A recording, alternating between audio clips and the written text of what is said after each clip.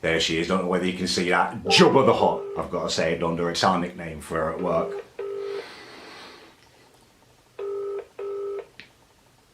Just letting it ring. That's the boss, who gets paid about 3 times as much as me, stuffing her fat face. Oh, I thought she was picking up then. It's going to happen. Welcome to the EE voicemail. I'm sorry, but the person you've called This is your moment. not See available. there. Please leave your message after the tone. After you finish your message, just hang up. Oh, Or I to will. hear more options, please press 1.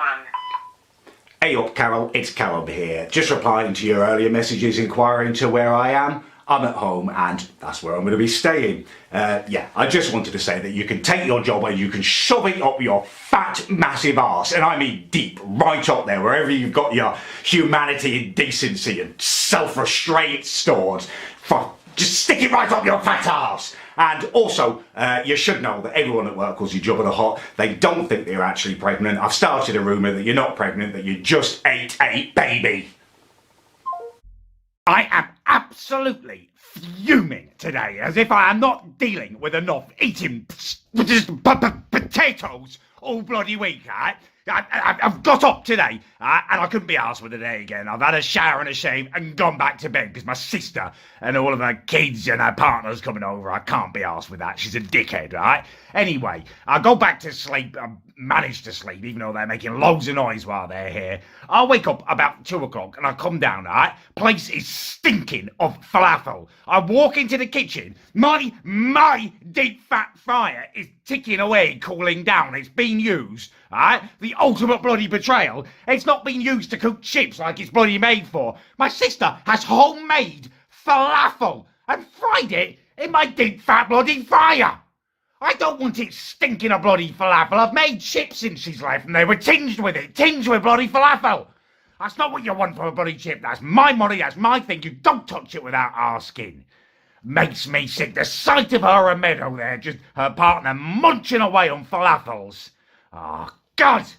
Worst thing was it, I don't like falafel, but they actually looked like delicious to me because I haven't eaten anything but potato for a week. The thought of having like lettuce and that grated carrot in there. I don't want these stupid little crap balls, but the vegetables in there actually look good. It's the ultimate betrayal. It's not nice to say. I feel like I've cheated. But I've got to blog it, I've got to be honest. I'm just eating that pack of cheese and onion crisps to try and level the scores a bit, but I just can't force any more potato in me right now. I feel like I'm a robot that's broken, you know, and I blame them, if I'm honest with you. I'm bitter about it, I blame it on them. They're stupid little things, you know. Look at me, I'm a potato, you know. Don't get me light, don't put some light on me, I'm mutated to gross little eyes growing out of me and stuff. They're pathetic. They're pricks, all of them. You know, if I had my way, I would just give it the people's elbow. To Callum's corner. Unfortunately, I feel like I need to begin this vlog by addressing an incident that happened to me last night on live stream. In fact, I may as well just play it to you now, seeing as everyone's watched it. It's everywhere. In your video, I don't think there's a sound. That's my... Ow! Ow! It just bit the end of my willy. Ow! Oh no, I'm gonna go. I'm in trouble here.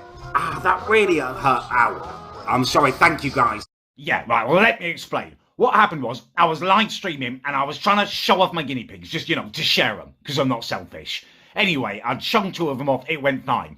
But what I hadn't realised was that I was wearing my tracky bottoms, my jammy bottoms, and that they would afford me a lot less protection because they're thinner material. And I had Richard Nixon, the final pig out. He's a wiggler, he was on my lap, so I'd cross my legs to try to keep him in place on there. And unfortunately, obviously, that's going to squish my junk up there. And he inadvertently, as I guess mistakenly thought it was, I don't know, a carrot or something under the fabric of my tracky bottoms, and he's bitten. Right? Obviously, I'm live streaming at this time. You know, a bloody guinea pig has just bit me there, and I'm live streaming. I'm horrified. I'm in pain, and I'm shook. I'm bloody shook. You know, a guinea pig just bit my knob. Of course I'm bloody shook. Why am I explaining myself? So I've ended the stream, right? And I've gone up, obviously, to run a bath quickly, because I'm thinking of infections and stuff. You know, I want a bath, I want a TCP, slather on bloody antiseptic cream and stuff. But I've hastily put out a tweet just requesting that people don't share what has just happened and stuff if they've got clips of it. Just common courtesy, because it's a traumatic bloody incident. Don't want people laughing at that. Anyway, I've had my bath and cleaned it up, and it wasn't as bad as it looked. Luckily, guess by the fact that I'm not Jewish, I had some kind of protection. It wasn't actually the tip, and he's just he's nipped the side of it, the skin area. It's okay. Once the blood was cleaned up, it's okay. I am physically okay now, but mentally, it's a whole bloody different matter. Like, I can kind of a little bit understand people sharing it. Yeah, you hear a bloke gets bit there by a guinea pig, you're gonna click on that. Like, kind of. I don't know. You shouldn't have uploaded it for a start. But what really is bothering me is just the filthy, disgusting stuff I'm being tweeted. The rumours people are putting out there, like guinea pig bit my knob off. Do me a favour. Have you seen the size of a guinea pig's knob? It's tiny. That's insulting, if anything. Like, it isn't bad enough, the whole situation. People making up stupid little names, like, what was it they were saying? Oh, gobble your nobble. That's it. Just because it rhymes, it doesn't mean it's funny. Idiots, right? And there was another one saying, he circumcised me and stuff. It's gross. And the worst ones are people trying to make it like he's gay or something. Like, I was forcing it to nosh me off. I can barely look him in the eye at the moment. As it is, I don't need that kind of filth. Idiots. I've got a lot to talk to you about today, because I don't think it's justified that I'm waking up this morning angry, embarrassed and single. I think yesterday might have been the worst day of my life. Honestly, I thought it was going to be bloody brilliant. I woke up with what I thought was about to become my girlfriend, went off to meet one of her mates. She wanted to introduce me to her friend, this lady called Annabella. Met her on the way down to the park. This Annabella lady had a son. He's about 10 years old, little boy, right? So we met them, and this little kid is just talking at me incessantly from the moment I get there. And I realise this is going to be a long couple of hours if he's going to latch onto me like this. Kids do that for some reason. They really like me. So I decide I need to come up with a plan, and I do it because that's what I do. I decide football. Right? We get football on the way. I can have a kickabout with a kid. No one can be too annoying when you're playing football. Football's life, right? So I say to him, we'll grab a football. We get a flyaway football. We can have a little kickabout. And he's like, oh no, I don't think we can do that. I haven't got the correct equipment. I'm like, we don't need any equipment. It's just a kickabout. We'll just buy a football. He's like, no, I don't really know the rules of football. Oh, Christ. Talking about a kickabout, I realise I'm in for a really hard time at that point. So we walk down to the park. We set up sitting down with little bits of food and all that rubbish that women like to do. And this kid, he plonks himself down about a foot away from me. And for the next hour, all he does is just spit dinosaur facts at me, like Cretaceous, Jurassic, that. He's really, really irritating. I'm looking over at his mum, like, in appeal, like, well, you send him into the park, get him to go on the slide or something. All she does is smile indulgently over at me and him, like, oh, isn't he amazing? She even says to me, isn't he incredible? Yeah, maybe if you're not having to listen to him non-stop for an hour. All I wanted was for one of these little facts to be incorrect so I could just pull him up on it and shut him up on it. No, they're all absolutely bang on, specky little know-it-all.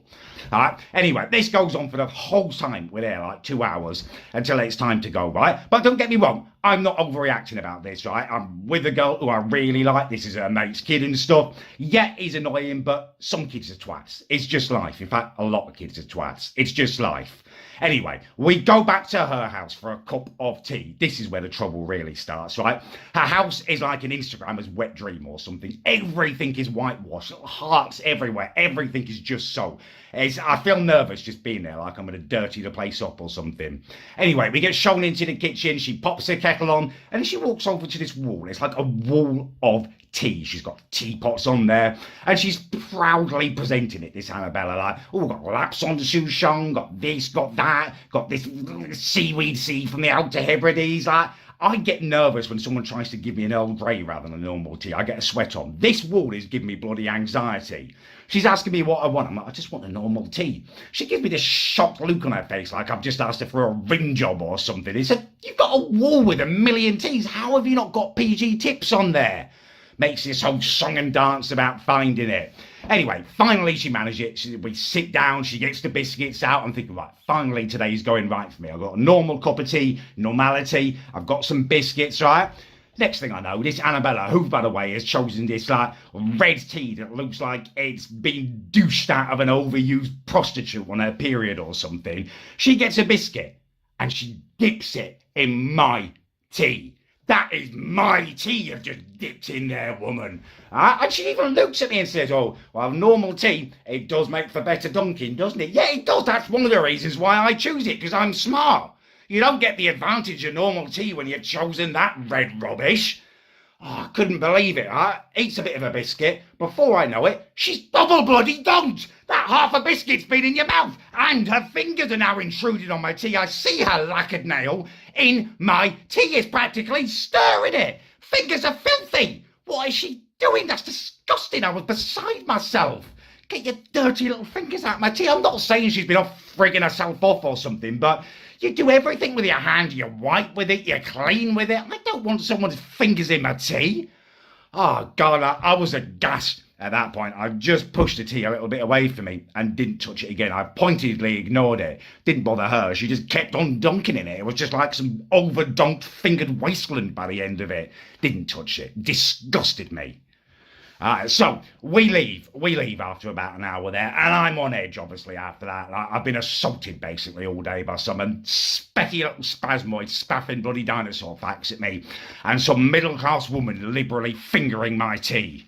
Anyway, we get back and we go to bed. Everything's okay. Like, she falls asleep. I'm lying there cross. I'm lying there agitated because I don't want to say anything because I don't want to spoil it. I don't want to say, look, your friend's a bit of a knobhead because it's going well. I really liked this girl. She was gorgeous. She was nice. She thought I was funny. She snored though, right? And last night it happened again, just snoring away. It got to about 3 a.m. I still wasn't asleep. Obviously, the pressure of the day is on me. I'm annoyed, I'm agitated, but I'm being kind. I'm trying to just shuffle her, just move her, just trying to stop the snoring naturally, right? Doesn't happen, won't wake up. Eventually, something snaps inside me, and I thought, well, I'll just, if I do that to her nose, she'll stop snoring through her nose and just have to breathe through her mouth. So I try it. I just pinch her nostrils shut, really gently and stuff, right? Bang! She's awake suddenly. She's magic and she's awake and she's freaking out, thinking I've tried to suffocate her in the middle of the night. Like, why? I'm not suffocating you. You were snoring. And she's having none of it. She's just freaking out like I'm mental chicken oriental. And she says, I don't even snore. Oh my God, you definitely snore. And I say, look, I can prove it. I've got a little video on my phone. And then she freaks out even more. Why have you filmed me? Why are you filming me sleeping? What am I meant to say at that point? Oh, I did it so I could prove to my internet bloody YouTube channel that you don't even know about that you snore and that I'm not making you up. There's no answer for that, is there? There's nothing I can say. Why was I filming her? It's all going to get me into more trouble. Next thing I know, she's ordered an Uber. She's gone home. My mum's wandering around because the kerfuffle's woken her up and looking at me like I'm a mental person. Now I'm single. Now I'm annoyed. Now I'm embarrassed.